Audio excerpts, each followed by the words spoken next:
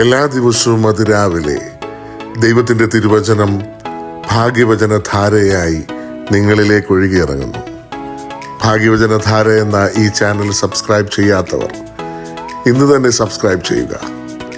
ഞങ്ങൾ അപ്ലോഡ് ചെയ്യുന്ന തിരുവചന സന്ദേശങ്ങൾ യഥാസമയം നിങ്ങൾക്ക് ലഭിക്കുന്നതിനായി ബെല്ലൈക്കൺ അമർത്തുക. ദൈവം നിങ്ങളെ അനുഗ്രഹിക്കട്ടെ. ദൈവ തിരുനാമത്തിന് മഹത്വമുണ്ടായിരിക്കട്ടെ. ഭാഗ്യവചനധാര ശുശ്രൂഷയിലേക്ക് ഏവർക്കും സ്വാഗതം. കർത്താവിനാൽ അനുഗ്രഹിക്കപ്പെട്ടവരെ, വേദപുസ്തകം സുവിശേഷങ്ങളിൽ നിറഞ്ഞു നിൽക്കുന്ന ഒരു വാഗ്മയ ചിത്രമാണ് നമ്മുടെ കർത്താവിൻ്റെ ഗിരിപ്രഭാഷണം. ഗിരിപ്രഭാഷണത്തിലെ ചില വരികൾ: നിന്റെ നിക്ഷേപം ഉള്ളിടത്ത് നിന്റെ ഹൃദയമിരിക്കും.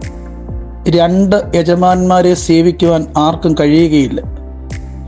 വിചാരപ്പെടുന്നതിനാൽ തൻ്റെ നീളത്തോട് ഒരു മുഴം കൂട്ടുവാൻ നിങ്ങളിൽ ആർക്ക് കഴിയും?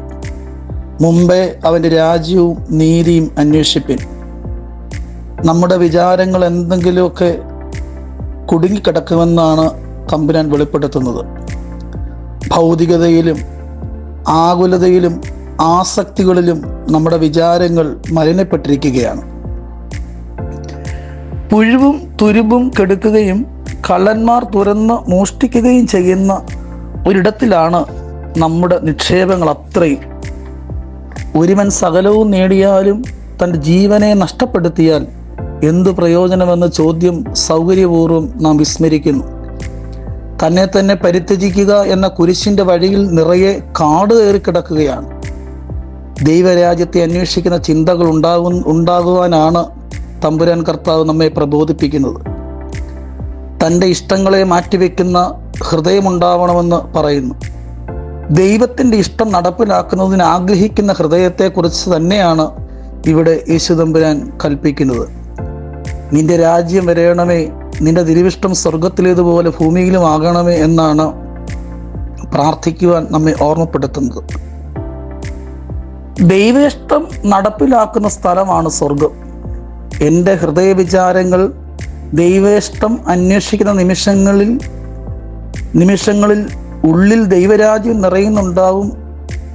അതുകൊണ്ടാവും ശലോമോൻ പറഞ്ഞത്, സകല ജാഗ്രതയോടും നിന്റെ ഹൃദയത്തെ കാത്തുകൊള്ളുക എന്ന് സദൃശ്യവാക്യങ്ങളിൽ നമ്മെ ഓർമ്മപ്പെടുത്തുന്നത്.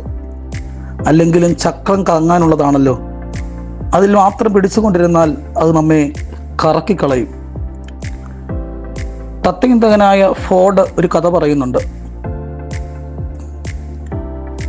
അദ്ദേഹം ഓർമ്മപ്പെടുത്തുന്നത്, നമ്മുടെയൊക്കെ ഈ വേഷം കെട്ടലുകൾ കാണുമ്പോൾ ഒരിക്കൽ ഹെൻറി ഫോർഡ് ഇംഗ്ലണ്ടിൽ വരാനിടയായി.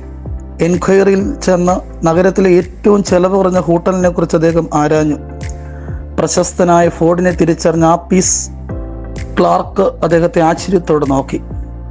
തലേന്നത്തെ പത്രങ്ങളിലെല്ലാം അദ്ദേഹത്തിൻ്റെ വരവിനെ കുറിച്ചുള്ള വാർത്തകളും ചിത്രങ്ങളും ഉണ്ടായിരുന്നു. എന്നിട്ട് അദ്ദേഹം താനോളം പ്രായം തോന്നിക്കുന്ന ഒരു കോട്ടുമിട്ട് ഏറ്റവും ചിലവ് കുറഞ്ഞ ഹോട്ടലിനെ കുറിച്ച് അന്വേഷിക്കുന്നു. ക്ലാർക്ക് കൗതുകപൂർവ്വം ഒളിപ്പിച്ചു വെക്കാതെ ചോദിച്ചു, താങ്കൾ ചിലവ് കുറഞ്ഞ ഹോട്ടൽ അന്വേഷിക്കുന്നു? കോട്ടും പഴയതാണ്. താങ്കളുടെ മകൻ ഇവിടെ വരുമ്പോഴൊക്കെ എൻ്റെ മുന്തിയ ഹോട്ടലിലാണ് താമസിക്കാറ്. അണിഞ്ഞിരിക്കുന്നത് വിലയേറിയ തുണിത്തരങ്ങളും. ഹെൻറി ഫോർഡിൻ്റെ മറുപടി ഇപ്രകാരമായിരുന്നു: എൻ്റെ മകൻ്റെ പെരുമാറ്റം പ്രദർശനപരമാണ്. അവൻ ഇനിയും പക്വത ഉണ്ടായിട്ടില്ല. വൻ ചെലവുള്ള ഹോട്ടലിൽ എനിക്ക് താമസിക്കേണ്ട കാര്യമില്ല. എവിടെ താമസിച്ചാലും ഞാൻ ഹെൻറി ഫോർഡ് തന്നെയാണ്. ഏത് വസ്ത്രം ധരിച്ചാലും ഞാൻ ഫോർഡ് തന്നെയാണ്. ഒരുപക്ഷെ എൻ്റെ മകന് ആൾക്കാരെന്ത് പറയും എന്നൊരു ഭയം കാണുമായിരിക്കും.